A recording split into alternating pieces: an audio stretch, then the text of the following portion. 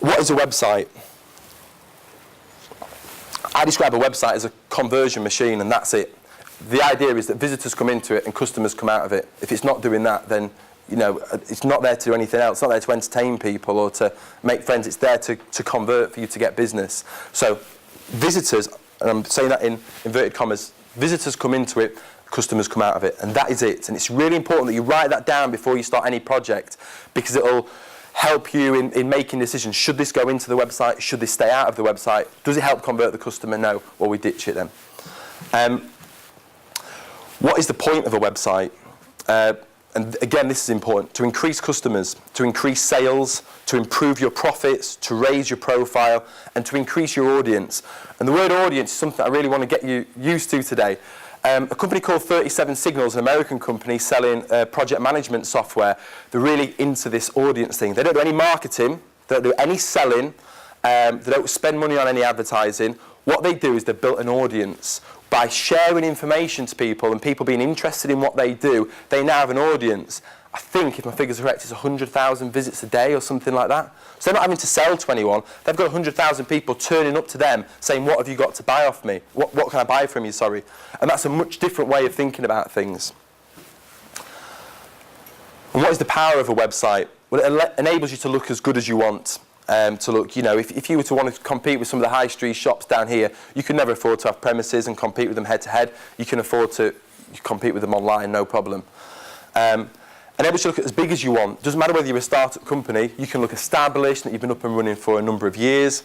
It's the most cost-effective way of marketing. Going back to estate agents, speaking to estate agents last year, they were saying that business will never be the same again. They're looking at moving out of the high streets, getting rid of the shops. Why do they need expensive shops? They can run it out of the bedroom and have a fantastic and impressive website which does just the same, saves a fortune. Allows you to reach a global audience, or as a larger audience as you want for your business. And it enables you to set out your stall. And this is really important, because what it does is it enables you to say, this is what my business is. This is the benefits of my business. This is who our customers are, and this is how much we charge. And often when I see websites, I see them being quite confused. And when you start scratching sort of beneath the surface a little bit, you realise it's because the business owners don't actually know what the prices are, they don't know who the customers are, and they don't know quite what the benefits of their business is. And it's really important that your website captures that, because that is what your business is all about. There's 2 steps to success, as far as I can see, with a website. First, drive as many potential customers to your website as possible, not visitors. That's why I used visitors in inverted commas before. I'm not interested in getting visitors to my website. I want potential customers to it. And web companies, historically, in the past, and marketing companies have made a lot of money out of by saying, right, well, I'm going to get you 1,000 visits to your website this month, and next month we're going to get you 2,000 visitors to your website. I don't care. I just want customers. I don't care how many visitors come to my website. So it's important that you drive in potential customers to your website. And the second thing is to improve your conversion rate. So as many potential customers in as possible, and to have as high a conversion rate as possible, converting those potential customers into paying customers. A good conversion rate for a website is about 1%. We've got the Melody Maison website up to about 3%, which is quite high, and that's the point all the time. How can you increase that conversion rate? You have 2 seconds to impress with a website. I see so many websites that have all this great information, great companies, but if it doesn't catch you within 2 seconds, that is it. My wife, this is Becky, and the back button, it's interesting watching her search on the web. She'll do a search on Google, she'll click the results, and before that page is loaded up, she's moved the mouse to the back button to go back to the previous page. Before that page is loaded, the instant it loads, she'll make a decision, a snap decision, right or wrong, whether to leave or not. It could have the best product on there, could be the best service. If it doesn't impress her in the first 2 seconds, she'll be gone, and that's that. And so the rest of everything I'm going to tell you is irrelevant if you don't get that bit right. This was a website for a company called Restyle Loft and Garage Conversions based in Sheffield. Very high quality company doing high quality loft conversions. This was their website, and when I saw it, he was quite happy with it, the website. But all I was drawn to was this guy here, because he looked like Kevin Webster from Coronation Street. So I said, it's great, your website, but all I can see is Kevin, and nothing else is of any importance to me. So we changed the website and simplified it, made the pictures fantastic, and understand that when people come, they either want loft conversions or garage conversions. Loft conversions or garage conversions. Really clear and simple. They can see what it's all about, impressed by a picture, and getting through to exactly what they want as quickly as possible. Having a clear sales process. This is really important, and it should be quick. You've got to assume that when people come to your website, they might not have as long as you've got to read through it. I might have half an hour to look through your website. I might have 2 minutes to look through your website. So you've got to have your sales process really clear. And the sales process for me is who you are. I need to know that I'm on the right page and that I know who you are. The benefits of what you do. Not what you do, the benefits of what you do. How is this going to benefit me? Coming back to these unique buying points. Why am I going to buy from you? Details of what you do. Obviously, we need a bit more information. How much it costs. People avoid this on the web so much. I'm just going to keep talking about this. Why people don't have the price on there is totally beyond me. We'll talk more about prices. Proof that you can deliver what you're saying you can deliver. This is with testimonials and things like that. And with testimonials, people in the past have testimonial pages. I don't get that because I don't want to read a page of testimonials. I will just weave them throughout the website. So when you explain a service, you have a testimonial at the end of it. This is what we do, this is the benefit of it, and this is someone saying that we've done that before. So you can incorporate it into the website. It's much more powerful.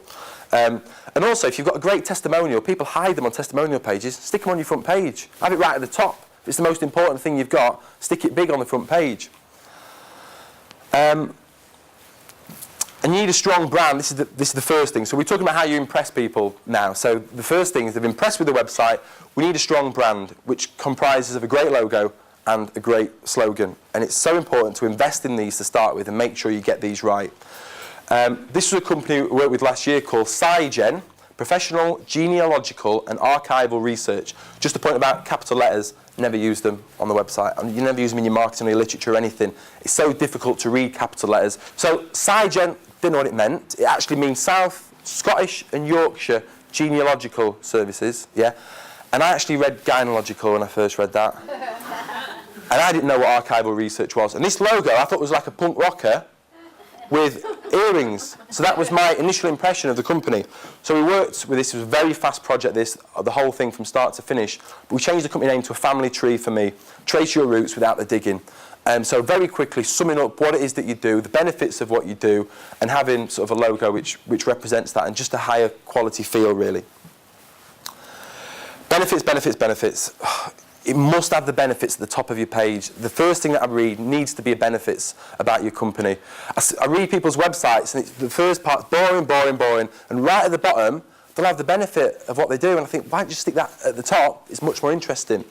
And the way to think about this is that nobody wants your product or service. If you can get that into your mindset, you'll be much more successful. Nobody wants what you offer. Nobody wants a website. What you want is more customers. Okay? You want to increase your profits. So if you understand that, it's important that you get that across. Nobody wants to have to use a solicitor. What they want is not to go to prison or anyone to sue them for a lot of money. That's the benefit of what they do. You know, they keep keeping them, you know, this side of the law. That's the benefit of your service. And it's so important that you're selling that right at the top of your page. This is my website. I don't know if you can read this, but on the first page, web design. Increase customers and grow your business with a powerful business website at the heart of your marketing strategy. Look better than your competition, attract more of the customers you want, and my price right there on the front page. People are scared of putting prices on because they think, well, what if that's too much for people? Well, if it's too much for them, I don't actually want them ringing me up and wasting my time talking to me. We might as well head them off now and say, this service is not for you. So don't ring me, and let's not have to waste any more of my time. That's why it's important to get prices on there. Clear contact details. Tesco Direct put their contact details at the bottom of every page they were doing, and their sales apparently increased by 70%. Now that is an incredible statistic, and all I'm doing is passing that message on. But it's having your contact details nice and clear everywhere you go. If we go back to Melody Maison, we've got your contact details at the top, which I'd always expect, but here as well. Need help with this order, call us on this number. And that is on every single page of the checkout process, all throughout from start to finish. Because at any point in this process, someone could need to contact you. And if they're halfway through checking out, they don't want to have to go to your contact page, get your details, then I've lost where I was in the checkout process now. If I've got a problem with this page, I want to ring you now. I want someone to answer that phone to me, and I want to speak to that person.